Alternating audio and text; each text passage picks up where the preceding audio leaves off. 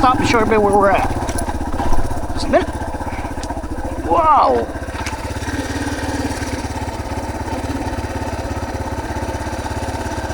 We're going down this red line right here. And I'm hoping I can catch this one right here.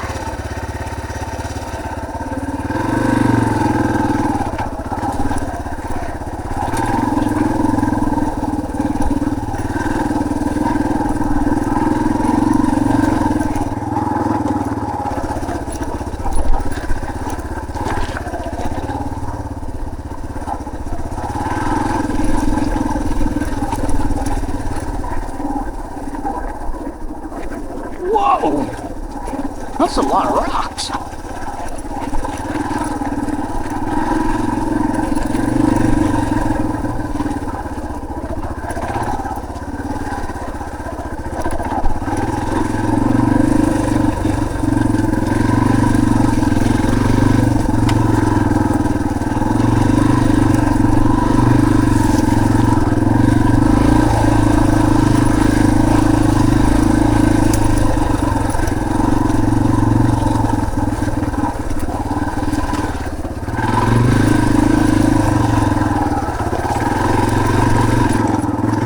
Change batteries. Do that at the next intersection.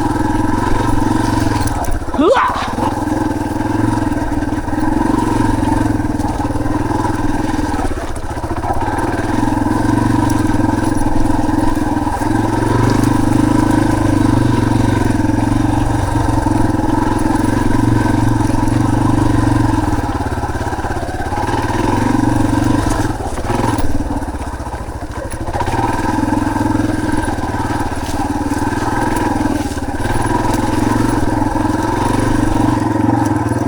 Didn't have to go up Graham's grade. This counts as rocky.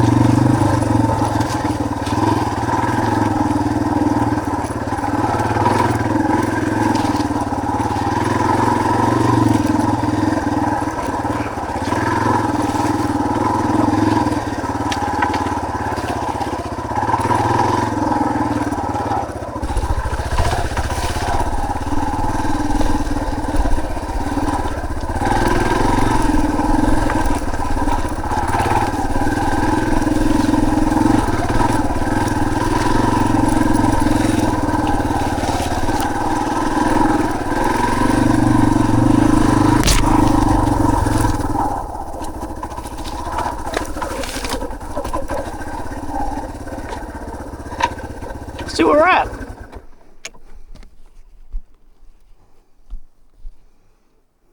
Oh, right here.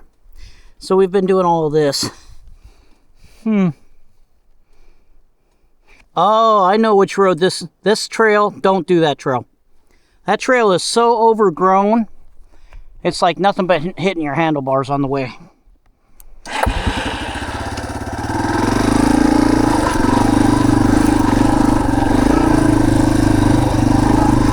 Take me up to the main road.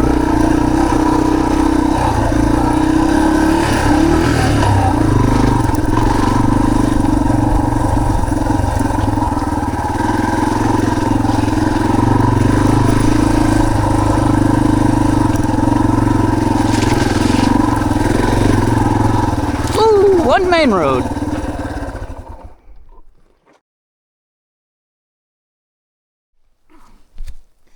Alrighty, so we're right here. This loop here should be outer limits. I don't know if I'm down far enough. My camera is right here, and it's too close for me to see. Uh-oh. Good job, Blue. Your RPMs are even staying steady now. Let's go do some more riding. Usually I'm doing outer limits coming from the other direction, so it's going to be like new for me. This is a quad trail as well, and it's actually relatively easy, unlike some of the other stuff we've been doing.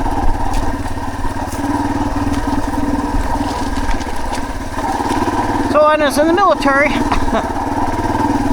my bestest bud that I hung out with, his name was Dave. Dave snorkeled, or Dave dived. I'd go diving with him. And we're both avionics technicians. And if you've never met an avionics tech in the Navy, we're a different breed altogether. Most people call them strange. We're really tech-oriented. So, I mean, we do things like, one day, oh, look at that. Wow, boom, boom. One day, someone was leaning back in a chair, and I says, do you have any idea how fast your head would be going if you fell backwards while you were leaning in that chair? And all the other guys said, no, but that sounds like a great experiment. Yeah, that was fun. So we spent about an hour developing an experiment so we could time how long a person's head... Whoa! Sorry, Frog! We missed him. How long it took when a chair fell backwards. How fast a person's head would be going when it struck the ground.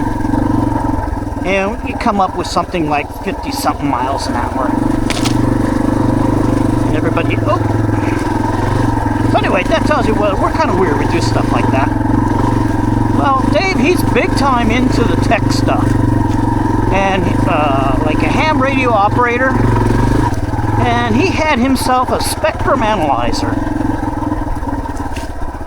It could go through and look for radio waves. Ooh, wait, let's see where we're at. Okay, that's Coyote. Okay. So I'm guessing we're actually up here. Huh. So this map needs some serious help.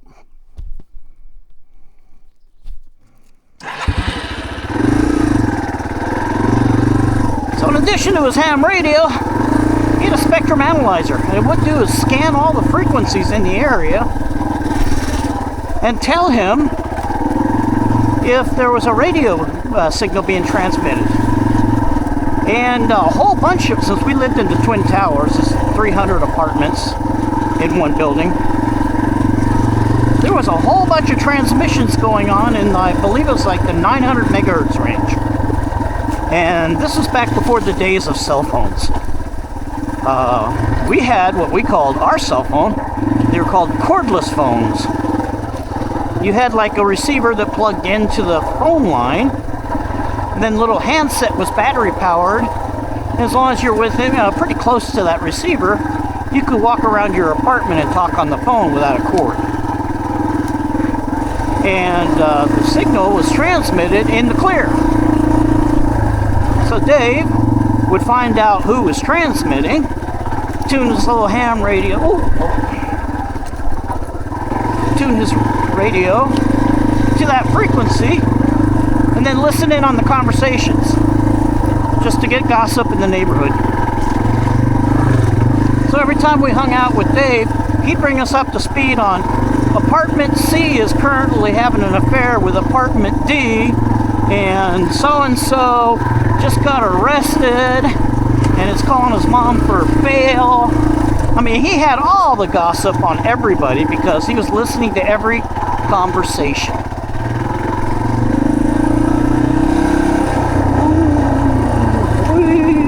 Oh! Sorry, had to do it. Alright, so this little trail goes all the way back to where we just hopped on. Okay, this is Bear Cave, that's called Wolf. Stop! Bear Cave goes up here. It's a real fun whoop-de-doo. And this is just a straight run. It's like this all the way, so it's kind of boring.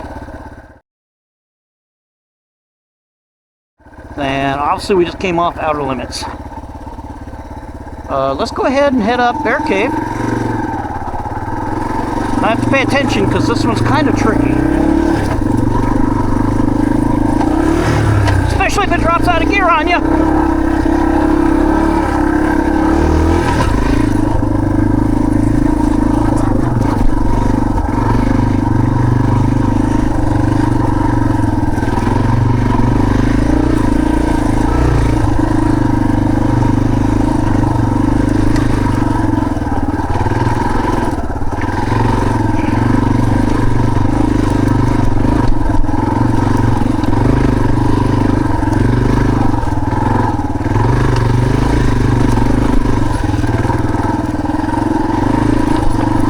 This is going to be a hard one. Yeah, that's what I thought. Ugh. And there you go. You go up that way if you want to hit the vistas. Oh, speaking of it, oh, we got a little hitchhiker here. Speaking of vistas, do I want to do the Woody's Trail? Okay, Woody's Trail doesn't show up on this map, but it would be a fun trail to do. Let's do it. Okay, I'm going to turn this off until we get up there. Alright, when you get to this intersection, that direction goes to the vistas. This one's actually a dead-end road because they logged it. But Sasha, you got a trail entrance. Nice. You just have to go right up around this corner.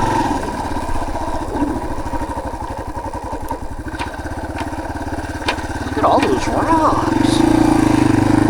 Big flat rocks. Nice.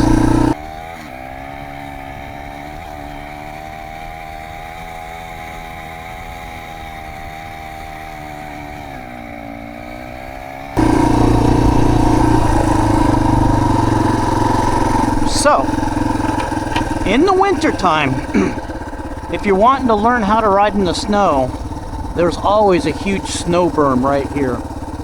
So when I was trying to learn how to ride in the snow, this is where I came.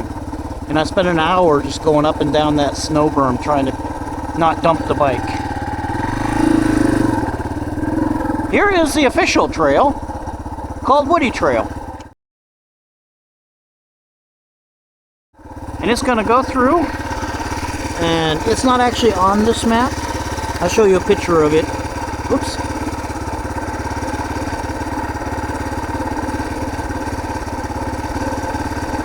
It's actually gonna come right up along here and wind up on that main road we were on. So let's head up it. Let's see, what kind of story do I want to tell on the way up? Let's check the list. He calls me Mike. Wichita strain gauge. Oh, that's a good one. The Hawaiian Texas map. Trans Am across Montana. Well, that's kind of fun. Yeah. Let's do the Trans Am thing.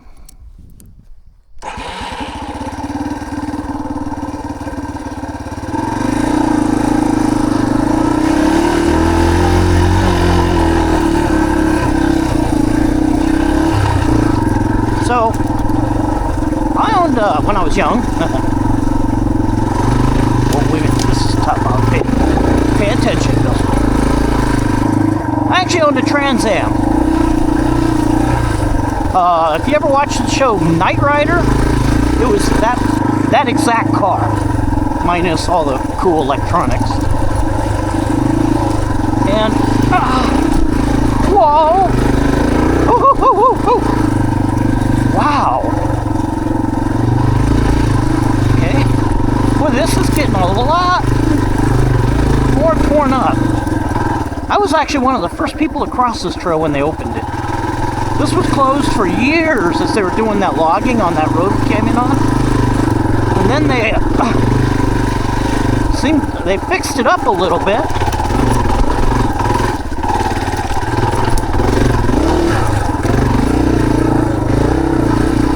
I can't believe I didn't dump it back there. Woo.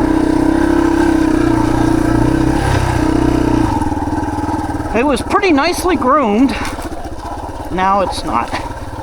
But anyway. So So I own this car out in Hawaii. Remember I was telling you it's a crime capital of the world for cars? If your car breaks down and you leave it on the side of the road unattended, it would only take hours before that thing would be stripped. You'd come back and it would actually be up on cinder blocks. They had whole crews. Whoa!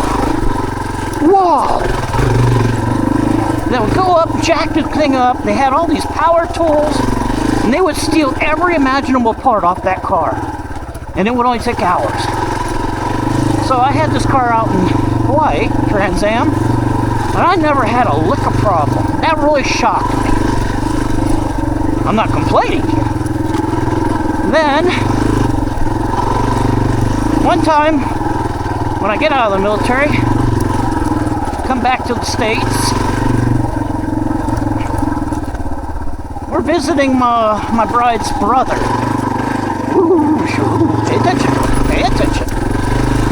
Okay, he's a cop in Dillon, Montana. I don't know if you've ever been to Dillon, Montana. Well, let's just start out with, number one, it's Montana. So think small town. Number two, it's Dillon. It's down by Yellowstone, so it's like way out in the middle of nowhere. Flat land. Anyway, we're visiting him. We spend the night with him, and we have a good time. I come outside the next morning. Really? Come on, come on, come on, come on. Oh, oh, I was so close. I was too high a gear. Blue, that one's on me. You were doing a great job. Before I did your valve adjustment, you would have stalled way back there.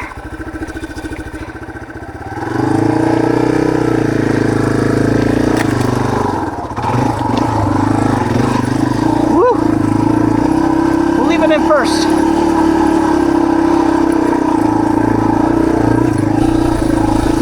So we come out the next morning after spending the night,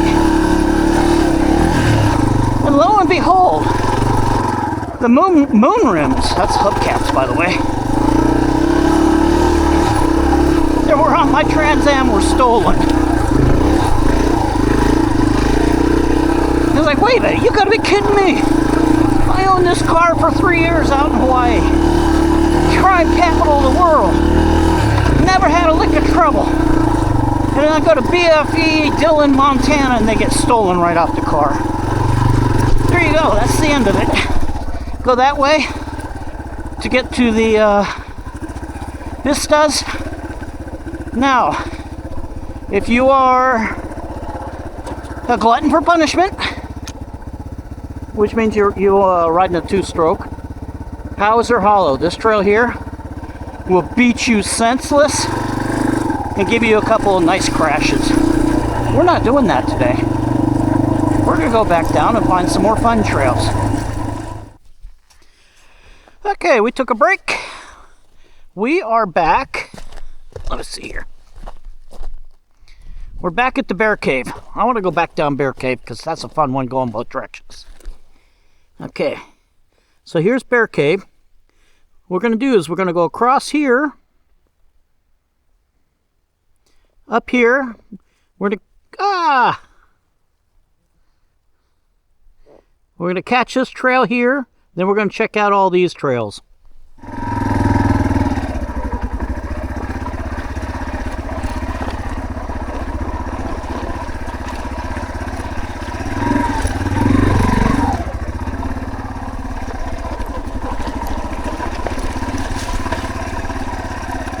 Wow, I stiffened up. Shouldn't have taken a break.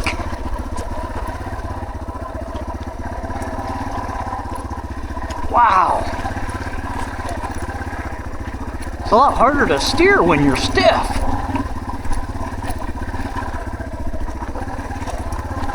So where was I? Yes, my hubcaps got stolen. I was bummed. I was like, okay, well, it's time to go home. We need to head back to Washington State. Well, the brother-in-law was getting off work. He was working the night shift. After we're finishing breakfast, he's walking us out to the Trans Am. He says he should have clear sailing. There's actually no troopers. Oops. Okay. Wolf Trail. There's no troopers on duty between here and the border. I looked at him and I says, hey, did you just tell a guy driving a high-performance Trans Am there's no police presence on a freeway or a highway? He kind of looked at me and says, well, on second thought, that probably wasn't the wisest decision on my part. Let's go check out Fox Run. If I remember right, last time I did Fox Run, it was way, way overgrown. Here's Fox Run.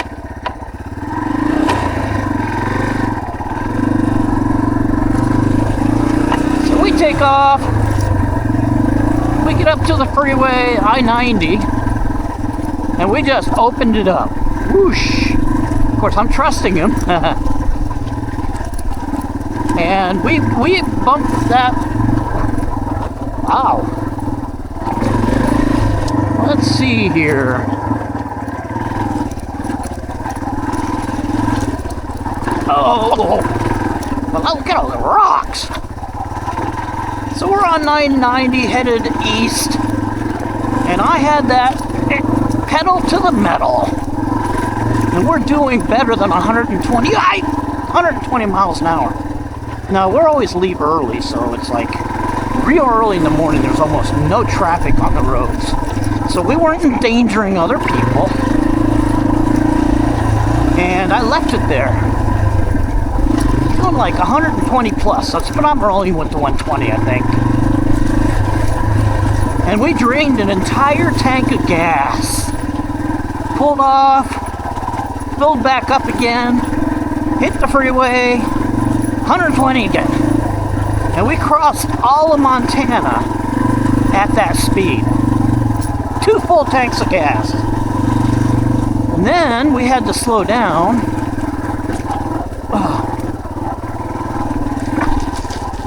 Fox Den to the standard 70 mile an hour speed limit, and it was terrible. It felt like we had to get out and push 70 after you're used to seeing 120.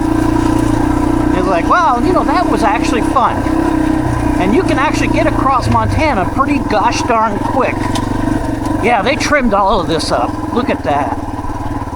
If you're actually going at a decent speed, like the Autobahn. Okay, Coyote. Let's see here.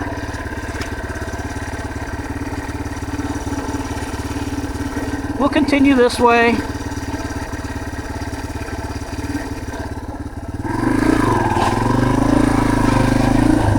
However, whoa! Holy mackerel! I just about dumped it back. The front tire slid out on me. Oh, bear. When we pulled off to get gas, the gas station wasn't actually right off the freeway. We had to drive a little ways. And I looked down at the temperature gauge, and I'm starting to notice it's starting to climb. Well, that's strange. And so I sped up a little bit. It started cooling down. And then we pulled off, and as soon as we pulled off and the car was stopped running, Wolf Trail, I noticed that the temperature started to almost get into the red band. I was like, whoa, whoa, I shut the engine off. And we let it cool down. We spent about an hour sitting there. Pulled it over, got some gas. And then notice as we're starting to drive, it's starting to heat up real fast. Alright, let's see what we got here.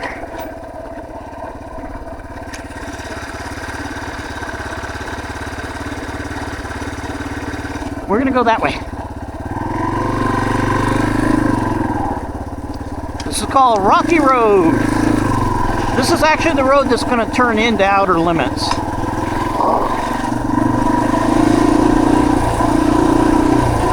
But we're turning right here.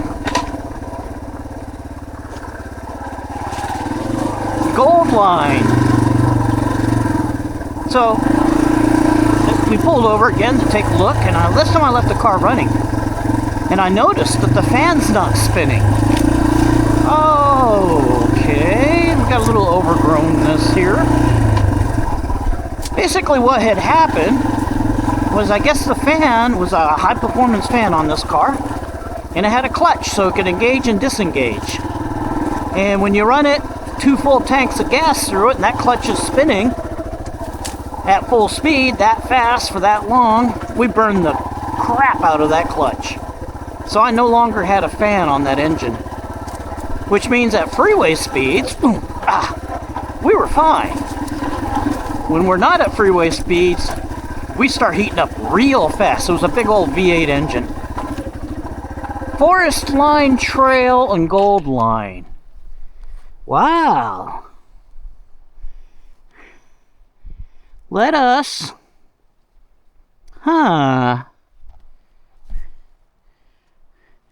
let's take Gold Line.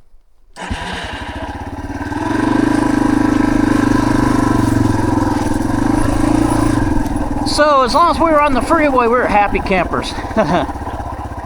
You ever tried drive cross country with only staying on the freeways? It turned into the nightmare trip from Kazoo. We would have to make little sprint dashes when we're off the freeway. Drive a little bit, drive, watch the temperature, and then when it got real high, pull over and let it cool down. Okay, so we came out here. There we are.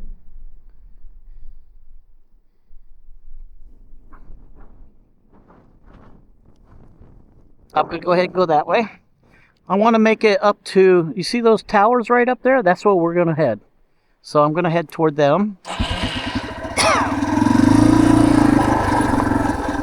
What was that? That was a weird noise. Hear weird noises, stop. Okay, my screw is still installed. Not leaking any gas. Weird.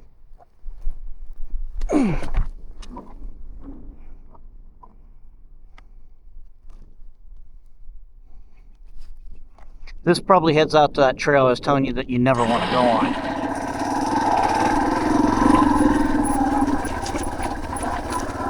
So, the rest of the trip home was a whole bunch of short dashes in between heating up the engine, cool the engine down, heat the engine up, cool. It took us a long time to get home. And it sure as heck took a lot longer than if we would have just done 70 on the freeway going across Montana. Then to add to that, I had to change that fan out when we got home. So,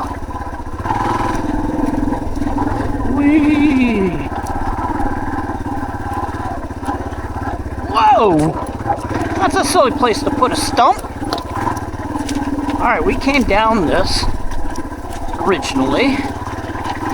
That would be this morning. See, I get here at 6:30 when it's cool.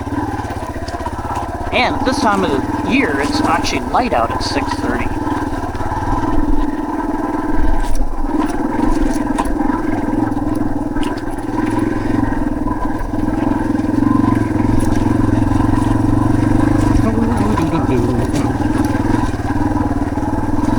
Hi-ho, hi-ho, it's off to work I go. Oops, no, I don't go off to work.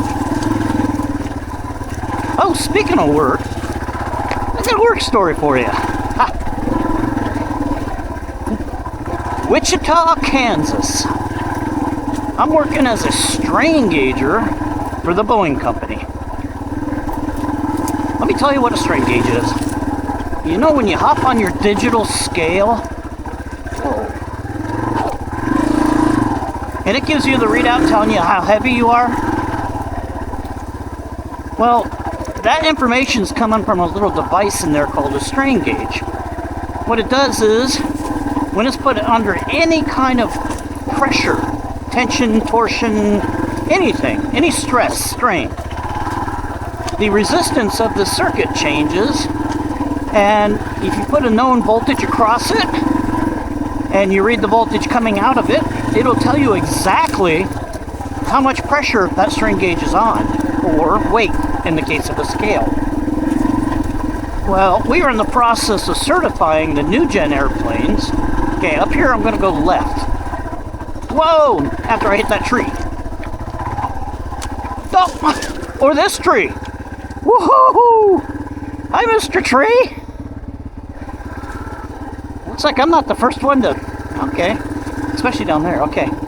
So we need to go that way. We came down from that way.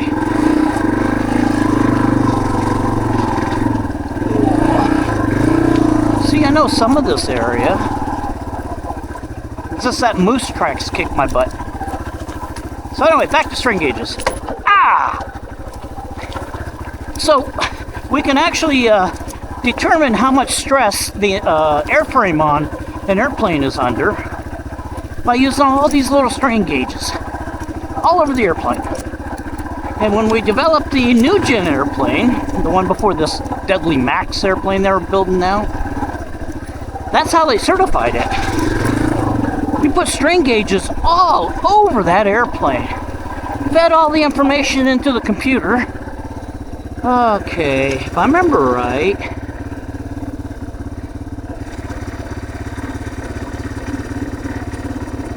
I need to go that way.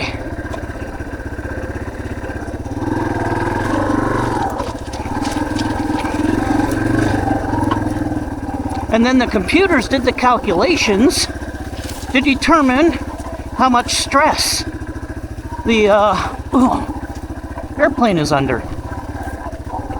This is weird. I kind of don't remember this. Ooh, this is neat. Look at this. Scary. Oh, sorry, Blue. I'll down gear ya.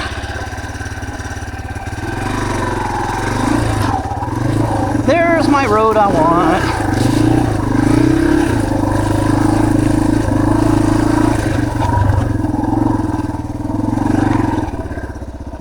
Okay, that goes back to the main arterial. I'm gonna go this way.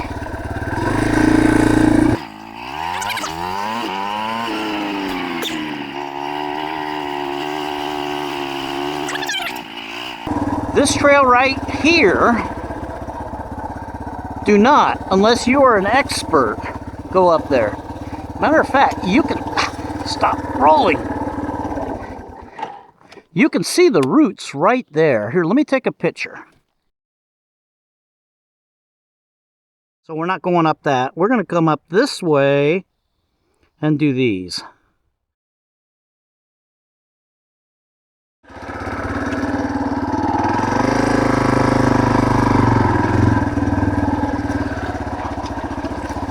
Whee!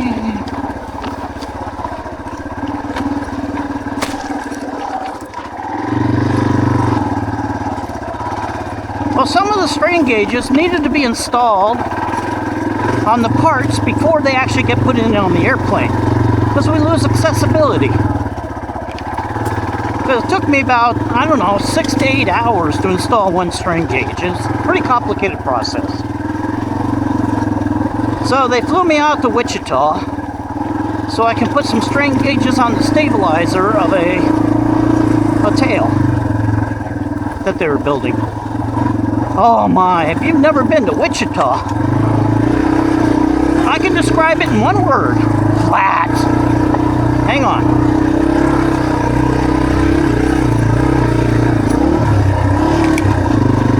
It is so flat out there.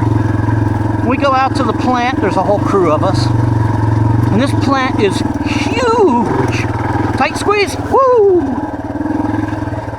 It must cover 15 acres, all one building. We go inside, we find our spot, we're working. And I'm looking around, and I notice that, wait a minute, there's something crawling around in my...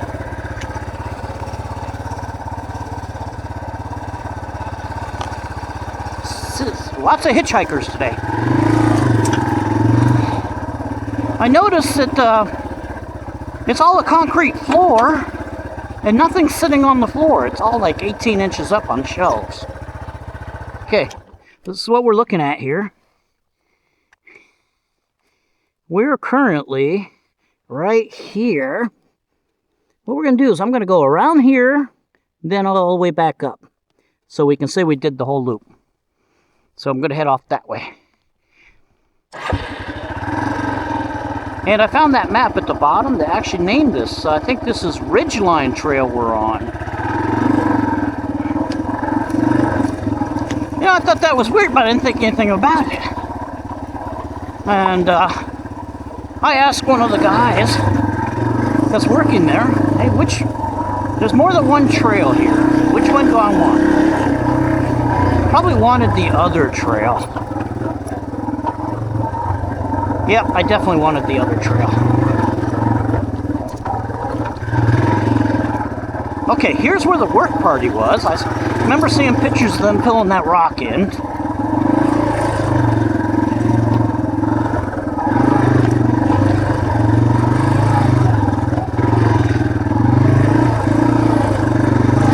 And I asked him, hey guy, how come everything's up off the floor here? He goes, oh, that's in case it rains. I go, oh, come on now. You're just giving the Seattle people a hard time. He goes, no, I'm not kidding you. When it rains, this building fills up with water. I look around, I don't see a single wall. I'm in the middle of the building with roof covering me the entire way. And he goes, hey, just wait and see. It'll happen.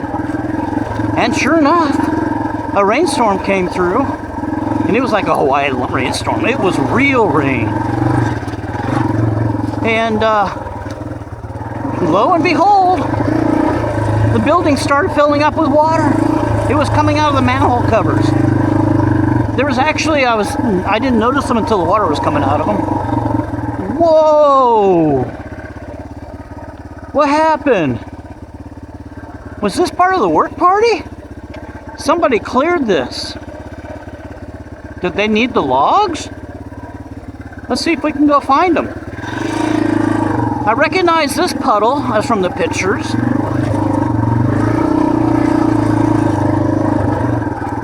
Oh, no, it was this one. But anyway. Woo!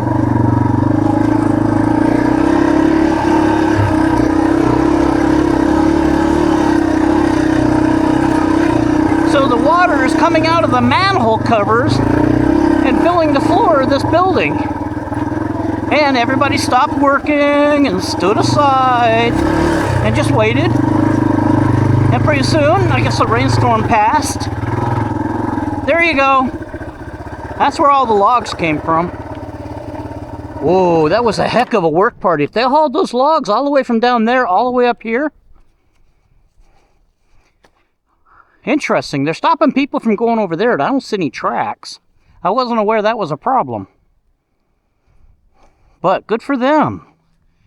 I could have been part of this if I would have had a bike that ran. Darn it.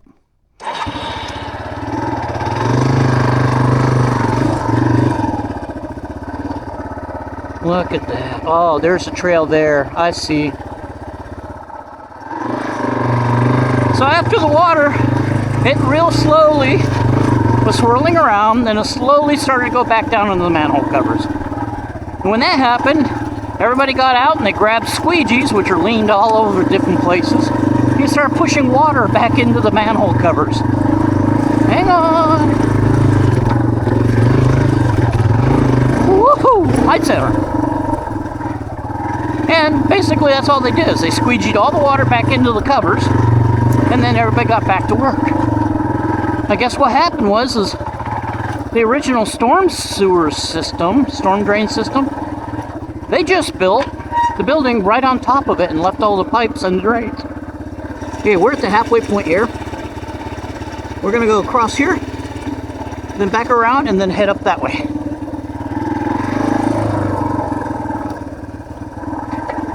So when it rains, it's so flat, the water can't go anywhere.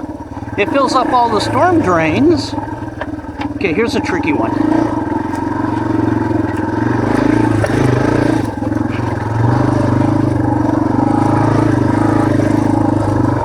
And then it's got no place to go but to come back up inside the building. Like, now that is neat. No big deal for them.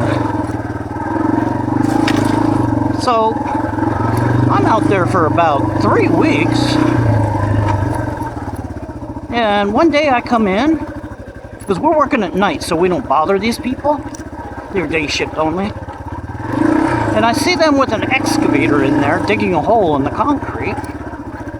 I see the back end of the excavator swing around and slam into a drilling jig that they use for drilling very expensive parts that belong on airplanes. I go, ooh, that's gotta hurt. I'm thinking they're gonna report it and tell somebody about it. And I go about my business, I go home, and I come in the next day. And, oh, there is a whole bunch of parts, all marked with red spray paint and the word scrap written on them, sitting next to this thing that this, excavator slammed into. And I go walking over to the guy and I say, hey, what's up with all these bad parts? They go, we don't know. We can't figure out why this jig won't drill a straight hole anymore. Every part we've drilled on it is bad. Oh, we'll do it differently. I'll go up this. Okay, here. I go, I can tell you why every part you drilled is bad. And I walked over to the jig. I said, see this big old yellow scrape mark here on it? Uh-oh. Okay, so that apparently used to be somebody's homemade trail. We need to go that way. At least I'm glad that they're starting to show which direction is the real trail. Okay, we're gonna go. Alright, we're right here. Ah, interesting. Let's go up there.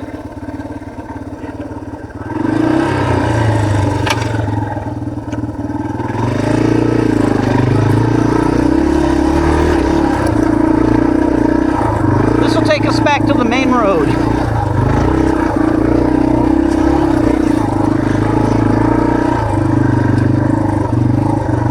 And there's the main road.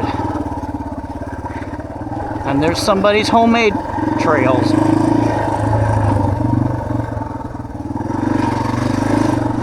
Okay, motorcycle crossing. Let's show you where I'm at.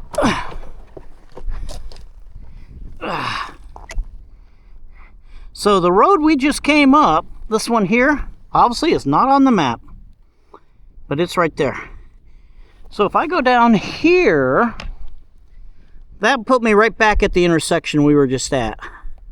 So let me take you up and I'll show you the tower. Oh, and this trail here, remember at the bottom I told you about that big root that you don't want to climb? This is the other end of it.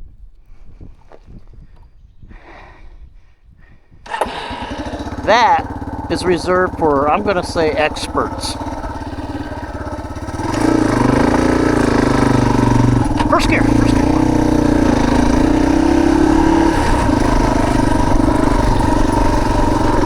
So, I show the guys this big yellow mark. They go, oh, where did that come from? I go, I was working in here last night and I watched an excavator run into it. He goes, you gotta be kidding me. And they didn't say anything to us. Thank you for letting us know. My only question is yeah, I can understand that it didn't drill properly. But after it drilled maybe 2 or 3 improperly, wouldn't you stop trying to drill holes and try to figure out what's going on? So that was kind of fun. Okay, we're almost there. Right here's your towers. There should be some people working up here. I saw them drive by this morning. There's nothing to do up here but look.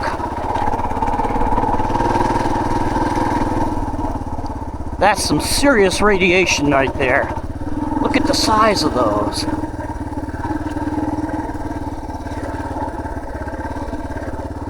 All right. Wow.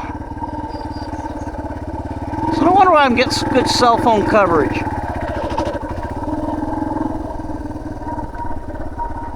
Okay, I'm gonna go ahead and head down that trail and we'll head back toward the truck. I think we're probably done for the day.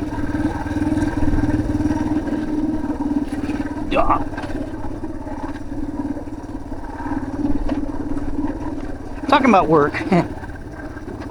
I'm really bad with names. So I fully understand if somebody doesn't know my name, I don't take it personally. Oh, bummer. That used to be the trail over there. Looks like they've made a shortcut. Darn it. Okay. So,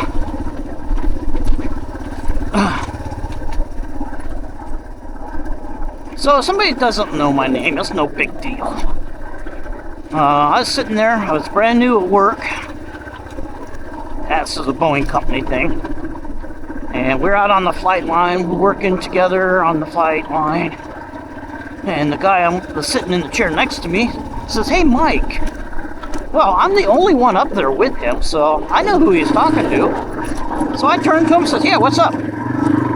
Then we had a chat. So I worked with this guy for about 6 months. Okay, now we're gonna go this way. This is that cross trail. We're gonna take it back to the main trail that came up the mountain. So I'm with Mike. Aww.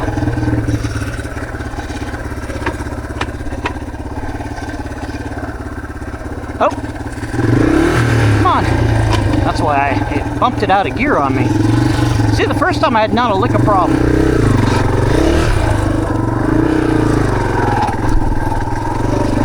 So apparently I'm Mike. And we continued working for like 6 months, and he called me Mike for 6 months. Finally, one day, we're in the break room. And he said to me, "Hey, Mike." Yeah? Everybody said, "Wait, stop just a minute." Oh, yeah, what's going on? He says, "Why do you keep calling him Mike?" He says, "That's his name, isn't it?" I go, "Well, no, actually, it's Bill." He looked at me and says, "Are you freaking kidding me?" He goes, "Why have you been letting me call you Mike for 6 months?" I go, "Because I knew who you were talking to. I don't care what you call me." He was very upset. Everybody laughed. So I said, "If you want to continue calling me Mike, I'm totally fine with it." He started calling me Bill from that point on. That's the same guy. We're sitting in there, flight deck. We were both relatively new. And we're trying to troubleshoot a yaw damper problem. And we're discussing it. Well, how does yaw damper work? What signals do we need to put in? And we're talking. And pretty soon the supervisor sticks her head in the window or the flight deck door. And says, "Hey, guys, check your cell phones." And I didn't have a cell phone at the time, so I said, "I don't got a phone." The guy I'm working with pulls his phone out and says, "Oh, crud." He hangs it up. And apparently he had butt dialed one of his buddies that he used to work with, or that he works with. No! I think this is the official trail. And I don't want to go that way because the trail I want is down that way. And it should go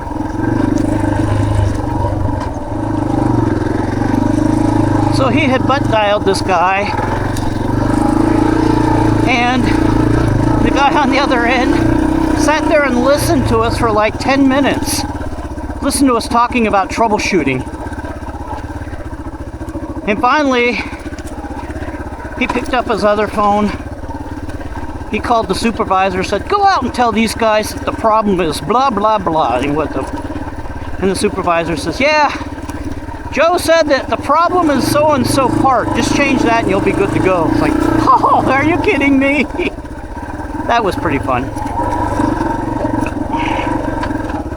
Experience. When it comes to troubleshooting, almost nothing tops experience. The longer you're there, the better you are at troubleshooting. Makes you wonder why they want to get rid of all the older people. Yeah, so they can pay the younger people less money. This should take me back out to the road.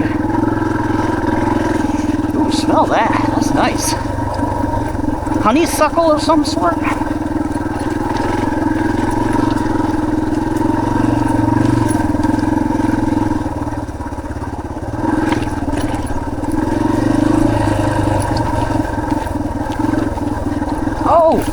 I got one more trail I gotta do. We'll go back out Moose Tracks.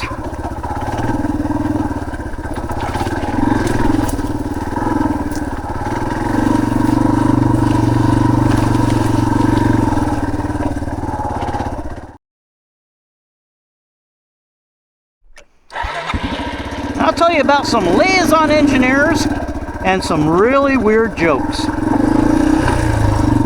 Dan, you'll love this story. So I was working flight test. That's probably the best job I've ever had in my entire freaking life. No, actually operating the excavator was, but you're on the leading edge of all the latest and greatest on aviation at flight test. And you're working side by side with all the engineers. And it was wonderful, because it was actually the old Boeing company, not the new one. And one day, one of the liaison engineers showed up from a trip to Europe. Bug in the mouth. He made me go off. I blame the bug. He showed up from a trip from engineer, and he had on this hat that no one had ever seen in the United States ever before. Clearly a European hat. And everybody's like, oh, that is so cool. Where'd you get that? Blah, blah. Oh, wait. Oh, Bill almost went for a dive.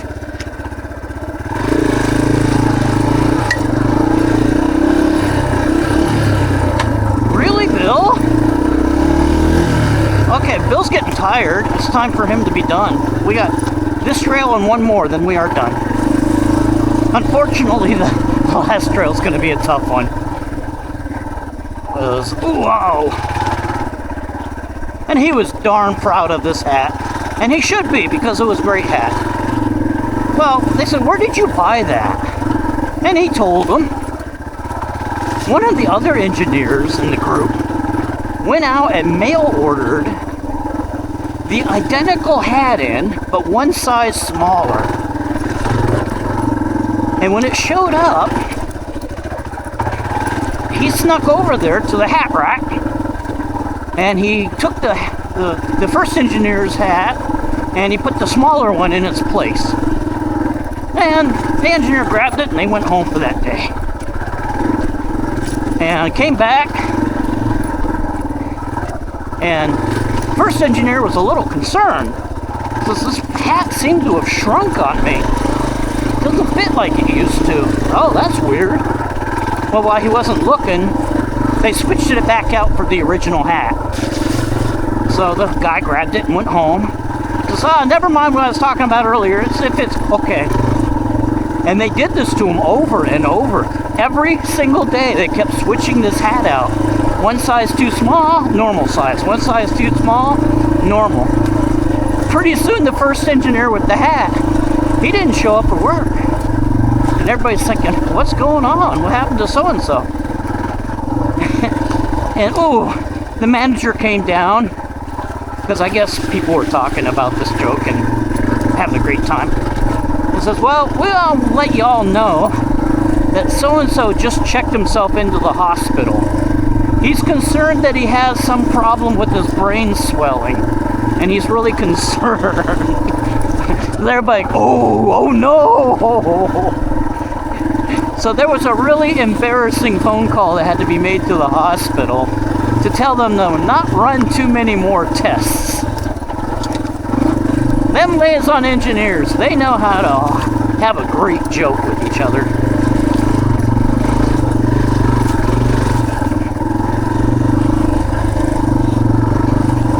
And some people enjoy their jobs so much. Back when I was in the military, there's this one fella, he didn't want any responsibility ever in life. He wanted, to go to work, put in his time. Gears, Bill, learn how to use them. So anyway, he just wanted people to tell him what to do. He'd do it, then he'd go home. That's what made him happy. Well, in the military, rank, the higher you are in rank, the more responsibilities you have. And he didn't want to go up in rank. He says, I like being an E1. E1 is the lowest rank possible. However, once you're an E1, all you have to do is be in it for 6 months and you're automatically promoted to E2. It's just a time and grade thing. He goes, I don't want to be an E2, I want to be an E1. So he would deliberately, every time they promoted him, deliberately go out and screw something up. So he'd get captain's mass and busted back in rank. And it was hilarious over the years watching the different stuff this guy would do so that he would get in trouble. One time they sent him out to paint the prop. You know, when you look at a... just a minute. Nobody can run over me. Okay, we'll just go down to the end of this road. So when you look at a propeller engine, a propeller prop, it's painted on the tips to make it more visible. And we were flying C-130s for humongous props. They said, go out and repaint those props. So he did. He went out, and I forget what colors were, red and yellow. I think they're red and white. Let me get to the end of the road. So he went out, grabbed his paint, and he repainted the tips like he was supposed to. Nobody was looking, and he continued to paint alternating stripes all the way up to the hub of the prop. Langley's Lane. Coming up this is a son of a gun. But they fixed the hardest part. I've never gone down it before. This is the first time for me.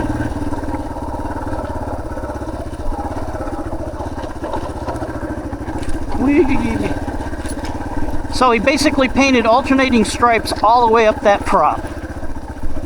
See right here, you see they concreted this in, believe it or not. That there and this here, this is concrete. Look at that. I would have loved to have been on this work party.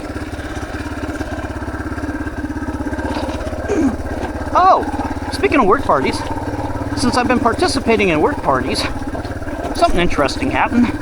The National Motorcycle Association sent me an honorary membership for 1 year in the Motorcycle Association. I don't know what it means, but I'm now a member of the NMA. Oh, look at that. That's tough. How did you get out of gear? Well, needless to say, let's see here. Go. When the skipper saw that, oh, high center. Sorry, Blue. Yeah, well, these rocks are murder because you got to come up them at speed to get over them.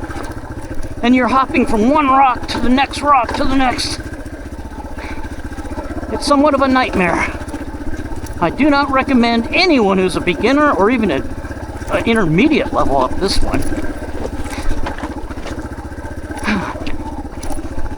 This used to be a lot easier about 4 years ago.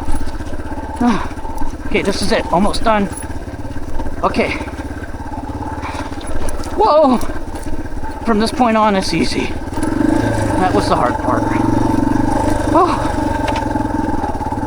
Breathe, Bill, breathe. Whew. Got some whoop-de-doos up here.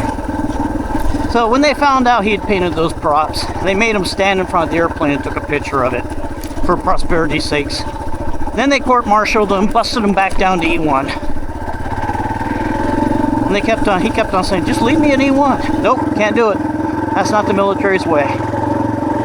So they upped him to E2 again. And the next time, they had him working in the Gidon, the little snack area that some squadrons have in them. And he saw the skipper coming in to get something, a hot dog or something like that. So he snuck over there and he loosened up the lids on the mustard and the ketchup. So when the skipper went to put ketchup and mustard on whatever it was he was eating, he squeezed it and it popped open and had mustard all over his dress whites that he was in. Guess what? He got his E1 back. Okay, this is Langley's Lane continued.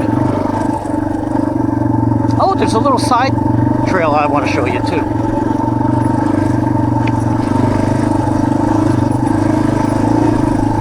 And it comes out, should be getting pretty close to it.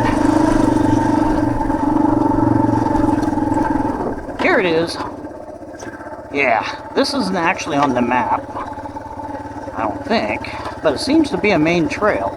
But Langley's Lane looks like this all the way out to the road. Boring. This one, however, is not boring.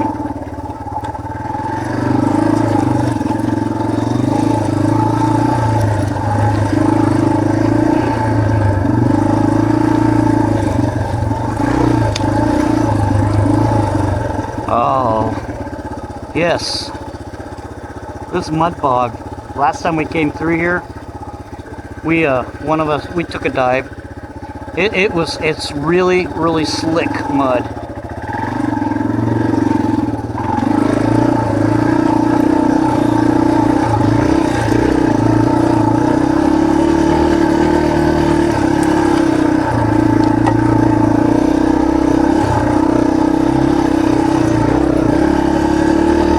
I've never gone this direction on this trail.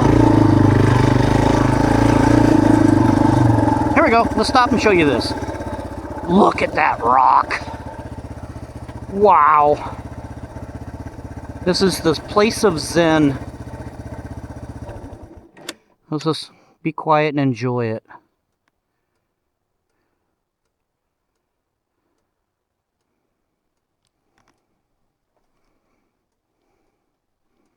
Okie dokie. Guess it's time to go home. What time is it? It's 11:19. I got here at 6:30.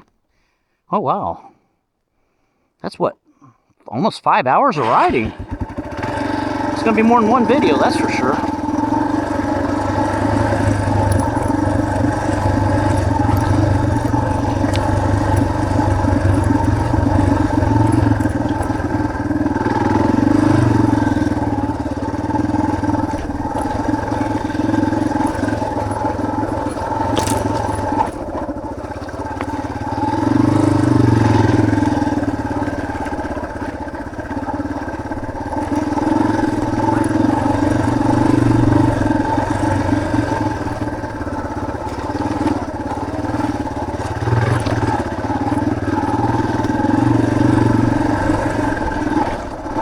Now we're back on Langley's Lane main trail.